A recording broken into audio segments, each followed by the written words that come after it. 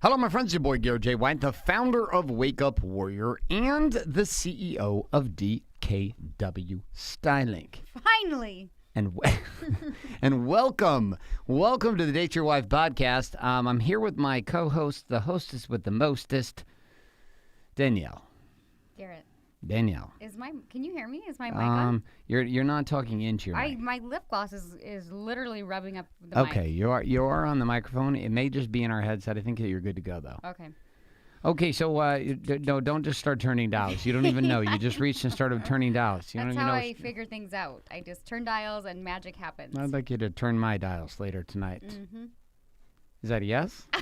I've been waiting. You've been waiting. It's been days, for God's sakes. All right, so here's the deal. We are in the Date Your Wife podcast. It's not even date night tonight. I know, it's a Monday. And It's a Monday. It's been the Mondayest Monday ever. It's the Mondayest Monday. Explain what the Mondayest when, actually you think means. about a Monday? Yes. And you're like, oh, a Monday. Like, that's kind of today was like the Mondayest of Mondays. And you know what's so weird? Yes. Everybody must have had a really good, hard weekend because everywhere I went today, I had, like, doctor's appointment, dentist appointment, like, a podcast. Like, I didn't even work at the salon, but I, like, touched base with people in the salon and had appointments. And everywhere I went, it was almost like the universe was it was a weird Monday. Like, my facial place, like, their systems were down. My dentist, like, actually, nothing was down there, but everybody just looked like they were like, "Oh God, it's a Monday."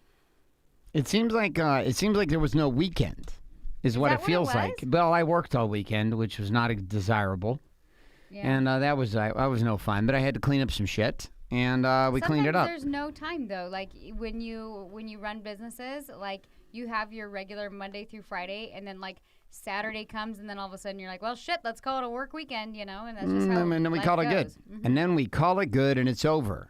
It's over as we know it. It's over. It's the end of the world as we know it. Like sometimes when you just roll into another week, and you roll into another week, and then you're like, I haven't had a weekend in like 4 weeks. That's when you're like, shit, like you need to like just chill.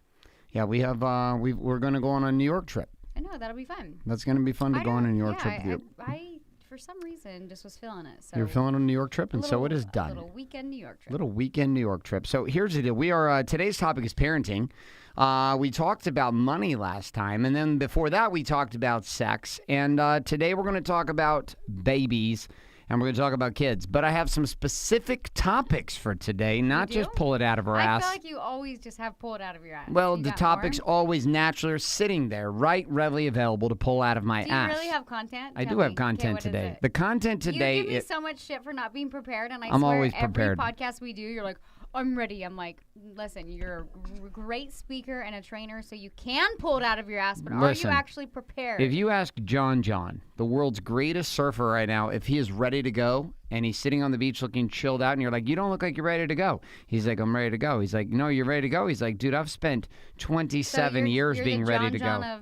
I'm the John of speaking. Okay, then I'm ready to go. Let's hear your at content. any time. All right, so here's the deal. We're going to talk about a situation. So my daughter is a morning psychopath, and my wife's a morning psychopath too. But she's like gotten better over time. I don't feel like I, on the other hand, am not a morning psychopath. I actually love the morning. My daughter sets 9 alarms at times, sometimes 5, sometimes 4, but a minimum of 3 or 4 alarms every single day to get up. For some reason, she likes to like torture herself. 5:40 alarm goes off, 5:50 alarm goes off, 6 o'clock alarm goes off, 6:10 alarm goes off, 6:20 alarm goes off, and she's still not moving. Then I come in and the yelling begins, and she begins to yell at me for waking her up at 6:20. Then the panic hits if she didn't finish her homework she was supposed to do yesterday, and then it gets even worse, and then she starts storming into your bedroom.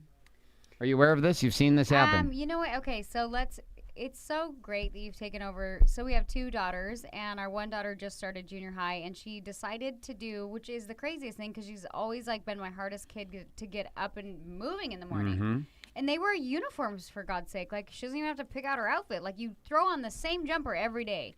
And she's always been our hard one. And then this year she elected for early. 0 period. 0 period. And I was like, what?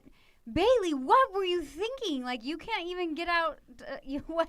Yeah. And so then Garrett, I was like, well, how are we going to do this? Because I don't want to do 2 drop-offs in the morning. And he's like, all right, I'll take the older one. I get up at like 3 in the morning. Actually, you don't. You get up at like 4:30 though. Usually it's 5, but sometimes 4:30. Yes, between 4:30 So I and 5. was like, all right, if you get her up, and now she's old enough, like if you just wake her up and tell her to get dressed, and you take her, then you're good. And that happens only half the time. I know. You would think that a junior high kid would be able to just get themselves dressed, put a toothbrush in their mouth, and then I take the younger one because she goes to school an hour later. And she's the easy one. Although recently she's becoming a bit more psycho. You know what? Ruby is very routine. She's spicy in the morning. No, she's very routine. Like down to the point where like if I don't put the exact fruit punch Capri Sun in her water bottle, it can set her off. Like, but I think kids in general like routine. But there's been a few mornings where I couldn't find the water bottle and I couldn't find the Capri Sun, and it was like, Ma, you're the worst mom ever. So Ruby is so easy. If everything happens like clockwork, it's almost like she just goes into autopilot. And I'm like, here's your Capri Sun, here's your this, here's your this, check, and she's like, okay. She's good to go. Now our other daughter is not that way though. She's a little bit crazier, and it's an interesting war for me every single morning because I go and I do my walk and talk. I start waking her up. I walk and talk with myself. I do my core 4 work. I do my stack work, all this stuff Warriors Way style. And as I'm doing all of this, I'm like. I'm in this place where I'm doing all this, and then I'm saying, okay, please, this morning, let's just have it be normal. This morning, she was actually, she was sort of ready, which was very surprising to me, and she was actually telling me to calm down, which was, the first time ever. But nonetheless, here's where this is going to come into play, because I'm going to ask you a question, Danielle. You ready? I'm ready. So amidst all of this chaos, though, I get people asking me all the time about parenting. I'm like, I'm not the best parent in the world, but what I am is I'm very committed as a parent, but I'm committed to the right things for me. And this is going to be the conversation that we're going to start into with today is how do you know that what you're teaching your children is, quote unquote, the right thing? And this is the question. And so we're running these routines. People have opinions about our parenting. They think that we're not disciplining our children. Everybody has an opinion about parenting based on their own guilt of what they feel like they're not doing correct in parenting. So everybody's super judgy about it, but really they're just judging themselves because at some level every parent feels like they fucked up their kid. And really they all need a judgy shot. So everybody has such an opinion about parenting. It's wild to me. Well, we're all parents or we've been parented. So we're both, right? At some level we were parented and then we parent. So I hear people give me opinions about what things should, here's the way you need to do. And there's some guys have reached out to me even who are parenting coaches or psychologists. And they're like, listen, I could really change your life if we talked about this. And I'm like, listen, I didn't reach out to you and ask for help, but I appreciate you reaching out. No, I'm not interested right now. And it's not that it's other people couldn't give it. And my mom sends the Love and Logic book, which I've asked her about. I've asked her, fair enough to her. I've asked her about this. And I have other people. And again, all these people have these opinions about it, particularly parents who are in their 60s have an opinion about how children are being raised today. Yet I can promise you if we had access to cell phones like our children do, nothing would be different. We would be doing the same shit. The difference was we didn't have cell phones. We didn't have pagers. We didn't even hardly have TV. I grew up in school, growing up, I didn't even have a TV most of the time. My parents got rid of a TV for 4 years. We didn't have a TV. We went outside. That's it. So how do you know what you're doing and teaching? And the only thing I've come to is being able to get clear about what are the morals and the values that you want to instill in your children. What are the values and belief systems? Because the values and belief systems are ultimately what are going to guide them. And those are driven by both what you say you're teaching them, but also what you do.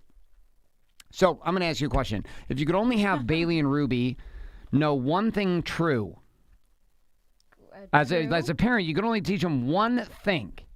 One thing you could teach them of all the things you could teach them. This is like a would you rather have Lucky Charms the rest of your life or Twinkie, and that my 7-year-old does with us. Okay. What would the one thing be that you would want our children to know? Let's say you're dying tomorrow. That's I'm not excited about that idea. Don't die tomorrow. But let's say you're dying tomorrow, and tonight is your chance when we get done with this podcast to teach them the one thing you want them to remember. This would be the one thing they would retain. Code, just this is embedded. Okay, accountability. If you could embed accountability into a kid, I think that would solve. Okay, so what is peace, what is the belief system accountability? That's a value in them. What is this? If I take accountability in something that happened in my life, I can actually go in and sort of fix the problem and move on. If I don't take accountability, then I feel like I'm constantly nothing gets solved. So what would be the principle you would teach them? You're laying there, you're like, oh. You said I It's could like just your last breath, you're like, You said I could just like DNA embed it. Like Yeah, I know you like DNA. truth serum. Oh, good point. I like it. You went straight Yeah. to the logical black and white on that Yeah, one. you That's did. okay. That's why I All right, asked so you. back it up a little bit from the DNA I don't know injection. how I would say that. So you're saying, Yes, like, what how would you say? Like, communicate what would to your children Yes, that they would retain forever? yes, a something, a belief, something. That I love them. Okay, continue more on this. I think that love can fix a lot of problems as well. Okay, so like what? I don't really know. Like, what would you teach him? Like, give me an example of what you teach him, and maybe I'll get sparked of some kind of idea or where you're trying to get me to go with this. Okay, so here's the piece we're gonna come to. Like, it's gonna be this. It's gonna be like, I love you no matter what. Okay. Like, hold on a second. I have one of my guys in my office right now, and he's talking Pissing you super off? loud. Hold on. Oh, great. I have a feeling you're telling him to get out of your office. Your voice is showing up in the background of our podcast.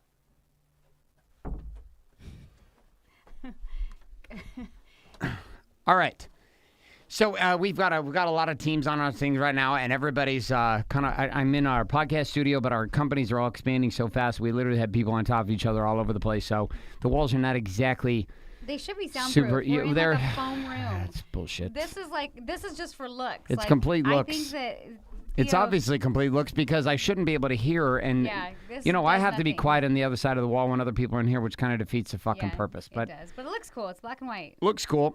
Okay, so what? All right, what so is your, I came back and I said if I could only teach my kids one thing, what would it be? And really I'd be still instilling in them like an understanding from me as a parent. And so what I started years ago with my daughters was simply this: I love you no matter what. And I actually started that with Bailey when she was super little.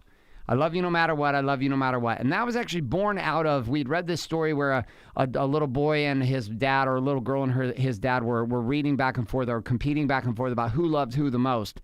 And he's like, I love you more. I love you the most. And she's like, I love you more than the stars. And I love you more than infinity. And I love you more infinity plus one, etc. And then me and Bailey got to this point years ago where I started saying, and she started saying, I love you no matter what. So yours is the same as mine. You would instill love. Yes. Okay. I love you no matter what. No matter, and like literally that's a phrase, no matter what you do, no matter what you say, no matter how you operate. And what's interesting is when we get angry in the morning chaos, I'm reminded constantly, and she's reminded, and I always tell her, and I text her afterwards, even if we've battled, which is, yes, does it's do hard, that a but I lot. know you, I love you no matter what. You guys both have very high-low energy, and what I have to, even like sometimes with both of you, I have to kind of like be like, you're the adult. With you, I don't really say I'm the adult to myself. But because I know, like, both of you typically, like, swing back around. And then you're always like, I love you. And I'm like, oh, okay, I know. But, like, I think that's probably something you've instilled in Bailey. Like, she kind of, like, will come down off of her chaotic morning. And then she'll always say, love you, Mom. And I'm like, whoa. Are you over? Are you mad still? You know what I mean? I'm always like, I'm just like I'm like wondering, like, where are you at when you get to that place Where I'm super when your emotions have like climbed down, and then you're like, I love you, like, what makes No, you... it's not even that. Like, I think it's more than just like coming back, because you can come back and say I love you out of guilt and shame, which I did with you forever. Like, I would get angry, we would have Is a that battle. why you don't say I love you anymore? You're just I say I love you. No, I mean, like, after like an argument. Oh, never. I will not. No, like, I don't apologize. No, what you're experiencing is I don't say I'm sorry. Yeah, you don't. I don't. I used to say I'm sorry all the time. Did you? Yeah, I did. But you would never say I'm sorry. I logically play out the things whenever I get in a fight or in a situation, whether it be my kid or my husband or whatever. I literally, like, after it goes down, I logically look at, it's like I step outside of my body and I'm like, oh, I can see why that triggered that and that triggered that and that triggered that. And I don't come to this place of, oh, I'm sorry. I just come to this place of understanding why it happened. And I just am like, okay, well, that I can see why that, it's like an understanding. I don't even know how to describe it. I'm just like, okay. It is an understanding. That's exactly what it is. I'm like, and a lot of times I'm like, I don't want to say sorry if I don't feel sorry. I just have an understanding of why the explosion happened. Yes. So anyway. Well, that's it. That's another piece too. I mean, that changed my world when I always thought you were crazy, you were rude, you were unwilling to say you're sorry. And then I recognized and learned really quickly what you actually meant by it, which is like, listen, I'm accountable. and you're accountable. So I'm not sorry for what happened. I'm not sorry for it all. And I used to get so pissed, but I also realized they use sorry as a way to kind of cop out. And my daughter Bailey will use that too. She's like, I'm sorry. And I'm like, I don't want you to be sorry. I don't need you to be sorry. I get mad when she says sorry. Like, she's like, sorry. And I'm like, stop telling me sorry. Well, because she doesn't mean it. Yeah. And most people don't mean sorry. But see, that's another thing too. If you come back like on the kid side, like what I'm really looking at here as far as the show topic is, like you can teach your kids all kinds of tactics. Like we just recognized recently that we may not even taught our daughter how to wash pans. I was so pissed because, like, I come home and well, I wasn't that pissed, but I was just like, oh my God, this is going to be so messy. She was having cupcake wars with her girlfriend, and literally there's, like, flour everywhere and marshmallow puff, and I was just like, oh my God. And I just wanted Kitchen was a mess. And I wanted to come home and start cooking dinner, and I can't cook in a messy kitchen, so I was like, and Garrett's like, they told me they promised they'd clean up, and I was like, and then it dawned on me because we kept telling her to clean up, and I'm like, I don't think she knows how to clean up. Like, there were so many spoons and dishes everywhere that you have to rinse and pile and and I was like, literally. I don't think she knows. I'd have to show her how to do it because, like, she'll just swirl the brush around and then stick it on the side, and I'll be like, Bailey, there's still chocolate smeared. Like, come on, you saw that. And she's like, no, I got it. Like, I realized, like, You realize she's 11 years old, and for the first time we're recognizing we may not have taught her how to clean the dishes. As silly as that sounds, like, I think that's one of those little things that you probably should be like, listen, scrub the sides, do this, take out the silverware, you put it in the dishwasher. Okay, so at least then, and then you could have them do it with you. So at least when they were like, I did, you could be like, I showed you, you know how to do it. You could even do a little video of it. I don't know.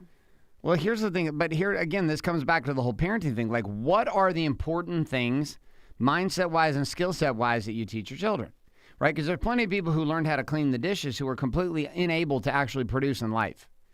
Like, they were very good at cleaning the dishes. They were very good at doing what mom and dad said. And mom and dad told them, you're going to go to church on Sunday at this time or you're grounded. You're going to be home by this time or you're grounded. You're going to do the dishes. You're going to clean up after your mother. You're going to make your bed. You're going to fluff your pillow. You're going to wash your clothes. All of these things, which I'm not saying are bad at all. That's how I was raised.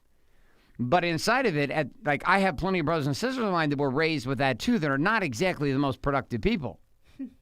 Right? They're wanting to be productive, but they were raised under the same regime. They were raised under the same discipline, and yet somehow that didn't instill. So I'm convinced as a child that what people actually learn and what kids take into their adult life is driven by the values or the beliefs that their parents instill, both through what they say, but also what they watch their parents do.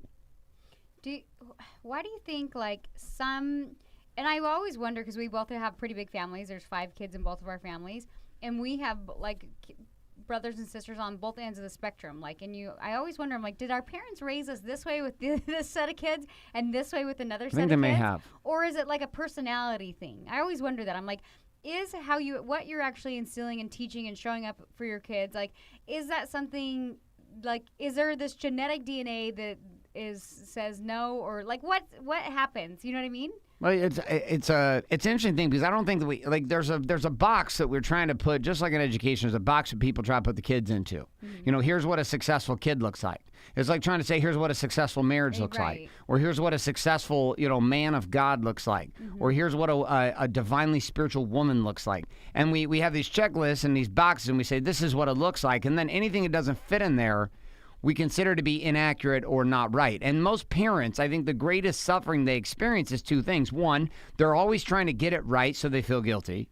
And the flip side of that, because they're never getting it, quote unquote, right based on the checklist, it always grows and never ends, they flip back into another game, which is they don't focus on the actual belief systems, on doing things like take out the garbage, do this, etc. They don't focus on them being like a good example or a better person or like that. I think that maybe we don't realize like how much we work on ourselves bleeds into our kids' lives and affects their life. So even if they're doing the checklist, if mom's not happy, if mom's in chaos, if mom's not living on her purpose or whatever it is, then I think ultimately kids, like, maybe they learn less from that, or there's, you know what I mean, like they're doing the checklist, but I don't know, I'm just trying to take a simple example. Like, growing up in my house, my dad always told us that we had to clean up the dishes after mom cooked. So that was the deal. Like, in my house, that's just what we did. The boys would clean up. We did the dishes, we put stuff away, and I remember every Sunday my mom would make dinner and we did the dishes. This was just what we did. This is why I'm so good at doing the dishes. I'm pretty good at it. And when we first got married, I was like hanging out with your mom in the kitchen and we were doing the dishes. Night. I thought it was sexy. That's right, it was. That's beautiful. But you know what's crazy? What I didn't see is I never saw my dad take my mom out. My mom and dad never went on was trips, also and my like a dad generation never took my thing. mom on I dates. think that was a generation You think it thing. was? Well, I mean, My parents never went on dates. My mom and dad, rarely did I see my parents kissing. My parents went on dates. And my parents, well, they would go out on but I remember 1 or 2 times. I don't remember it being a consistent thing, and I don't remember my parents saying they loved each other in front of us a ton. My parents were not kissing and making out in front of us.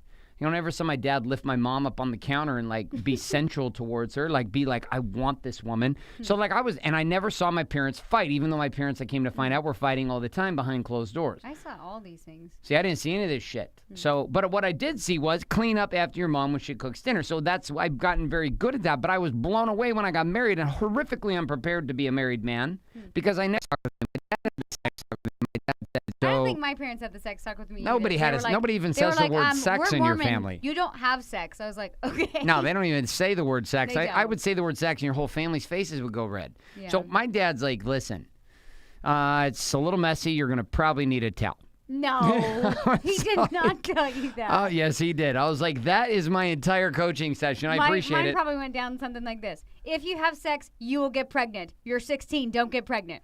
This was my story growing up as a kid, too. I was want- terrified of sex growing up because my story was, if you have sex, you will get a girl pregnant for sure first time, and you will fuck up your football career. You will. That was exactly my thing. You will go to hell, and you will lose all connection to football I think mine was just and more skills like, and you will talents. go to hell. I was like, well, No, mine I was don't the want same. a baby right now, and I don't want to go to hell. So these are two logical. I think because I was raised in an environment that, and I honestly believe it's a generation thing. And my family's not Do you like. think it's because our parents could hide shit from us? I don't know, because I know your family is very like talky. Like I've gone to dinner with them and I was like, oh, who gets a word in here? Like you guys had a talking stick when you were little. And We like did. you had to hold up the stick if somebody wanted to say something. Whereas my family, like it was literally like. You had to hand the talking stick to get people Yeah. to say something. I was like, Danielle, how's your day? I'm like, don't give me the stick. You're like, Ooh. Like, yeah. So, but I feel like even in our families that were raised totally different, and your families were still like talky, Yeah. there wasn't that same communication. Like talking and communicating is different. No, you know? no. Well, there was talking, but there wasn't. My mom was real with us, like very real. Like, okay, I had the sex talk with What did Bailey. your mom call private parts when you were little? I penis and vagina. That's good. It I hate wasn't when like, somebody's like a the chony and a- junk. The junk and the John. The I don't Gucci know what gooch. my mom called it. I don't even think we didn't even have nicknames. There are friends of mine whose parents called the penis the junk and the vagina the ugly. I think people still say junk and ugly. I'm like, Bump listen and to uglies? it. Yeah, but it's junk and uglies. Like, here's your junk, here's my Yeah, ugly. that's not good. That's I don't horrible. even Why not call it a remember- penis and vagina? And then people get offended when your kids call it a penis and vagina. Bailey was referencing it in class in school, penis and vagina. She was speaking to Did it she get in anatomically correctly, and it made a bunch of kids uncomfortable in the class, and they talked to her about it. And then Bailey came to me and was like, "What should I do?" I said, "You hear everything from us. Like, we don't like we'll have full-on battle conversations right in front of our kids." I don't think I felt like super comfortable growing up, like going and sharing certain like friend situations and stuff with my parents. And so with my daughter, as she's getting older, I try to like. I'm always kind of like prying, but not like in a, not that I'm getting mad at her. Like I'm literally like, what's going on in your life? Like what are the cute boys? What is this? You know, and I'm trying to like, she's pretty. I feel like she'll tell me, but I'm sure She does. I'm sure all parents say that, and they're like, yeah, you think you're really close to your kids, so something happens, and then you're like, I thought I knew you. So I feel like I'm still learning in the parenting game, but again, I at least am trying to put in my like. I'm just trying to. Bailey's very open with us. Ruby's the one that's not going to tell us. I anything. know. I literally look at Ruby. Ruby's gonna and look I'm at us and be like, But that's how I. core messages and beliefs that you're instilling, like brainwashing your children to believe, that are empowering them as people. There was a phrase I think I've shared on this show before, but there was a phrase by a guy named Joel Portman, who's actually part of Wake Up Warrior, and he spoke about this with kids, and he said the following. He said, the way you look at your role as a parent defines the behavior of you as a parent. And he said most parents, most adults look at their children as it is their job to take care of their children. That my job is to take care of this child until they're 18 and they go off in the world. Even when they're older, that happens. Well, and it continues, right? But here was what Joel came about, and he was in a situation, a horrible divorce, and then he was in an engaged relationship, and his fiance passed away, and like it's been rough. He went through huge court battles for his kids, like massive. All the therapy we'd gone to with our kids and my ex-wife and all this, he's like, I finally got to this point where I recognized one thing. And I was like, what was that? And he said, my role as a father is not to take care of my children. My role as a father, and I'll know I've been successful, is when I've been able to teach my children to take care of themselves. When my children are self-reliant and have the courage and capacity to be able to operate daily in their own power, at that point, I will have known I've done my job as a father. He's like, but if I have dependent children who I've taken care of their whole lives, and then they're 30 years old and they're still in my goddamn house, I have failed as a parent because my children can't take care of themselves. So let me ask you a question. Now, this excludes the situation in some cases where you have a situation with a child who might be mentally retarded or kids who are just in situations. Six kids. Yeah, so I was second to last. But your brother died before you were born. Right. So he was my age. I had a brother that was guaranteed. He was guaranteed the coolest brother. But, you know, guaranteed. maybe you guys were friends. Your in two another brothers. life, Your and two that's brothers why weren't. I No, liked you. for I don't sure, know. he's like my best friend. I guarantee it. I don't know, but I'm feeling it. I No, I'm seriously feeling it. His name was Trenton. I felt that before too. I was like, no, oh, I'm cool. listen. Feel it right now. I gotcha. You're not feeling it. No, I've always felt that. I'm Like, serious. I feel like I'm bonded to this guy. I don't even know him, but I know him beyond this life. Well, I might as well just share this portion of the story. So my mom had a son that actually got shot when he was 7 years old in a kid's basement because he was playing with a gun. And way back then, like, they just didn't have the same, I think, safety instantly. So I cannot, after I had kids, like, I could not even imagine. Like, I can't even imagine. But I was not born. My mom actually thought she was done having children. And then, interestingly enough, I don't know how long it had been, but she decided to try again. And she got pregnant with me. And my brother actually, he would be Garrett's age, and he was born, he had a cyst on his eye, and they had to remove it, and he had a little scar. When I was born, I had this exact same cyst. And so for her, she was always like, oh, I knew you were supposed to come down. But anyway. Here's what I know. Like, that situation for your mother changed her forever. And at the same time, it changed you because it created you to be here. I don't even know where I was going to go because I got a little emotional. Yeah, me too. Oh, you were talking about, like, how we were, like, different ends of the spectrum, and I was just thinking, like, I feel like I've always been the more independent child, and yet being raised, I was always super quiet. Like, even with business and life, like, family members will say all the time, I wouldn't have thought Danielle was going to be the one that was, like, big success. The success and doing just like move, because like my whole family stayed like living where they were, and I felt like I was the one that just kind of like was like screw it, and I branched out and I just like lived life for me and whatever it is. But I always felt like I was at the end of the end of all the kids, and I honestly felt like I remember my parents being around, but this sounds bad, Mom and Dad, if you're listening. I lost her quite often because I was 11. I wanted to hang out with friends, and I'd bring her and I'd lose her. So she'd be 2 and wander off. And she'd be 2 and wander off. I remember, like, my older brothers and sisters, they'd be like, "Okay, stay home. You're watching Caitlin." But I was the only one that would watch her. I remember, like, changing her diaper. And I'm sure all my brothers and sisters have the same story. But my point is, like, I didn't feel like I was parented a ton. I felt like at the end of 5 kids, and maybe this happens with the end of 5, 6 kids, the parents are just like, you're different than you are with your first and than you are with your 6th. By your 6th kid, you're kind of like, hey, fend for yourself. Like, you know what I mean? But do you know what's crazy, though, is that your parents didn't parent Damon the same way they parented you. Right, and that's what I was saying. Damon was your older brother. My oldest brother, his name is Damon, I always felt like similar personalities. Like, I'm a little more feisty, but I look at the radical difference of, like, what we've done in life, and I'm like, holy shit, like...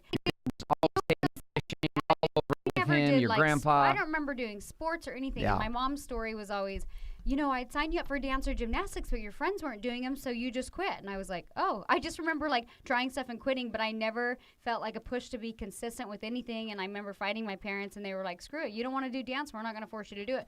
Whereas I bet, like, if it's your first kid, you're like, you will be the all-star ball player. Yeah. You will be the best ballerina there is. And I think just towards the end, they're like, we had 5 kids. Like, you don't want to dance? I'm not going to fight you anymore. And so I felt this happened to me, though. And, like, the thing was crazy, though, is that my parents didn't push me. My parents pushed me to be responsible. Like, I had to take care of the kids. I was babysitting our brothers and sisters all the time. Like I would watch the kids. Not that my mom wasn't around. My dad was gone a lot. My mom was here, but I would watch the kids all the time. Like, Sweet. I was cashing in on that And money. you know, it's interesting too. Like, I remember feeling like my parents, they said when you got into high school, they're like, Danielle, you can either work or you can do sports. And I was like, wait, do I get paid if I do sports? And they're like, no. And I was like, okay, I'm going to work. Get a job. Yeah, I'll just work. But I'm just saying, like, how. So sometimes it's not what the parents are doing, it's that's what they don't do that well, instills in you. that's what I was wondering, because I was like, Kate, honestly, I felt like my parents were just like, hey, like what, like way chill with me, like way chill. I can literally remember one time my dad got mad at me, and I was a shit. I like look back and I'm like, oh God, I was a shit. But for the most part, I was a good kid. I didn't do drugs. I didn't drink. I didn't have sex. I was a good kid. I didn't get the best grades. But Your grades were shit. My grades were so shit. I barely graduated high school. Like, you had to pay. Trimester, I talked every single one of my teachers into giving me good grades. So, anyways, and it's a good thing you did. Anyways, you passed cosmetology I school knew like I was flying smart colors. though. I just didn't see the purpose of getting like good grades. I just didn't, so I didn't care. But anyway, I don't know why. All right, so we're going to wrap this show up, but here's the two principles we're going to end on. Question number one for you is this: what are the actual belief systems that matter that you are instilling in your children? There's a lot of stuff you could instill in them, a lot of behaviors and skill sets, but what are the actual beliefs about themselves and beliefs about the world that you are consciously depositing in them? And then the second piece is, what is the lesson that your children are learning by what you're not doing? Right? Not doing for them or not doing to them, or maybe they're just observing you. And this is a topic you can have. Because I'll find with our oldest daughter, she'll stress out about stuff, and I feel like I'm not putting any pressure on her. So I would say as a parent, like, I would hate to have my child be older and be like, well, I just did this because I felt so much pressure from you. Like, if they put pressure on themselves, I think that's actually healthier. So I don't know. Like, I notice, like, kids will put, I don't know, I notice Bailey's more responsible when I actually kind of take off the pressure. And you let her do it for herself. And she'll be like, Mom, I'm failing this class. I'm like, what happens if you fail that class? Well, then and she'll lay out the consequences, and I'm like, okay. And I'm like, well, then do what you need to do. But I never, like, put that pressure on her. She'll put the pressure on herself. And I don't know if that's good or bad, but I feel like it's our strategy. It's my strategy. And like I said, my kids are still somewhat young, and I feel like I just always approach things. I try to approach things as not human beings. And as hard as that is for a mom to, like, give birth to her child, they're not really yours to keep forever. And I remember I had a certain situation where Bailey was only like 4, and I was trying to manipulate the situation. I was like, you will do this. And like Monster Mom came out, and I was just like, bah! And I was like, what's wrong with her? What's wrong with her? What's wrong with her? And then I was like, this clear voice came to me, and I was like, what's wrong with you? And I was like, oh shit. I was like, okay. And in that moment, I was like, she's not mine to manipulate and control. I'm there to guide and lead and show up and do the best I can. And I think that every parent goes in with that intent, not that they're going to fuck up their kids. They go in with the intent that they want the best for them. And that's why we end up kind of feeling like we're trying to control the path in the situation. But ultimately, what came down was like, she's not yours. She's not yours. And I was like, she is too mine. And then I was like, no, she's not my little person. Like, I'm here to just be like the best leader and guider that I can for my children. And so that's how I try to approach parenting. And people might have different tactics and this and love and logic and da-da-da-da-da. And I'm like, ultimately, I'm learning and growing and figuring it out as I go. And I try to just go in with love. Go in with love. The end. Okay. Great end to the show. So here's the thing. We're going to wrap up today's show. We'll be back next week with the topic of communication. But a few things here. We have Be the Man, the book, which thousands and thousands of these copies. There were over 10,000 we'd already had into our student bases across the globe. And then we just took it to the public here on Amazon here a few weeks ago. Almost 600 full-on multi-paragraph Be the Woman, the book coming out here before the beginning of 2019. But for those who are interested in that, I would encourage you to head over to Amazon, check that out. Look up Be the Man by Garrett J. White. You can find the book there. And for the rest of you, well, have a fantastic week. And we look forward to seeing you guys next week. Oh, I have an announcement. Oh, you have an announcement. If you are not listening to the Big Money Stylist podcast, that is my business hairstylist podcast, and I'm bringing back on one of my favorite guests. His name is Garrett White. Garrett White. Don't know who this guy is. Must be your old boyfriend. But Garrett J. White would like to be on your show. Yeah, so stay tuned to more of Big those shows. Money Stylist. A little more business talk out to the marketplace. I like it. All right, we're out of here, guys. Have a great week. We'll talk to you next week on the topic of communication.